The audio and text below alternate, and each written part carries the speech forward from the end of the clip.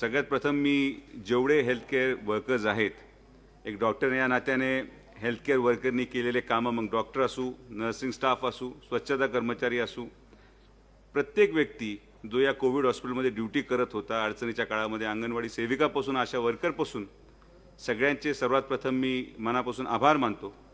आणि या लढाईच्या विरोधात लढत असताना ज्या ज्या कोरोना वॉरियर्सने आपले प्राण गमावले त्यांना मैं माझ्या वतीने श्रद्धांजलि अर्पण करता हूँ. सर, बहुत सारे सांसदों ने अपनी अपनी बात यहाँ पे रखी है, तो मैं ज़्यादा कुछ बोलूँगा नहीं, लेकिन जो चीज़ें इस पूरे कोरोना के पीरियड में मुझे ध्यान में आई वो मैं आपके सामने 1-2 मिनट में बताना चाहूँगा.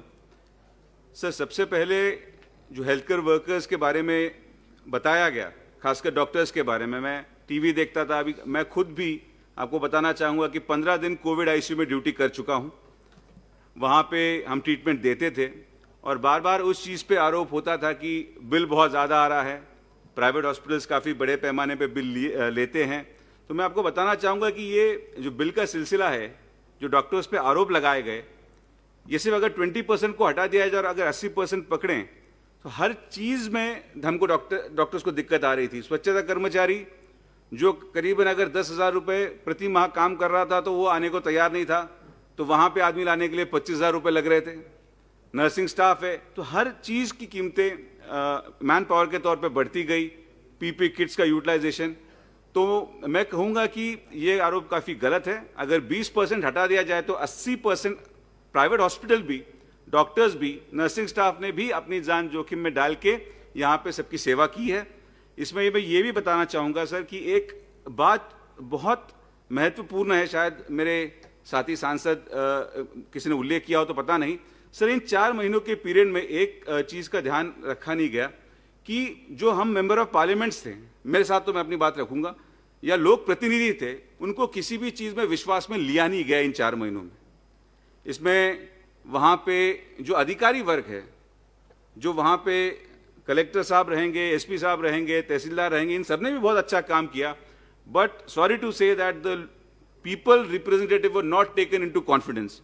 वहाँ हो क्या रहा है, फंड कहाँ से आ रहा है, वो फंड का यूटिलाइजेशन क्या हो रहा है. आज मेरे एक महाराष्ट्र के हमारे सीनियर सांसद ने कहा कि भाई पीएम केयर से कुछ आया ही नहीं. तो मैं खुद बताना चाह रहा हूँ कि महाराष्ट्र में PM Covid fund national health mission के तौर पे सेंटर ने भेजा, लेकिन वो किसी सांसद को पता ही नहीं होगा. हर जिले में, जिला रुग्णालय में कम से कम 50 पीएम केयर के वेंटिलेटर्स माननीय पंतप्रधान के पीएम केयर फंड से आए, वो भी किसी सांसद को पता नहीं है. क्योंकि मैं जब खुद अस्पताल गया दूसरे काम के लिए तो मुझे पता चला कि 50 वेंटिलेटर आए हैं. तो मैं चाहता हूं कि इन सब कामों के बीच में प्रशासन और लोक प्रतिनिधि में समन्वय होना चाहिए, सबने मिलकर काम करना चाहिए.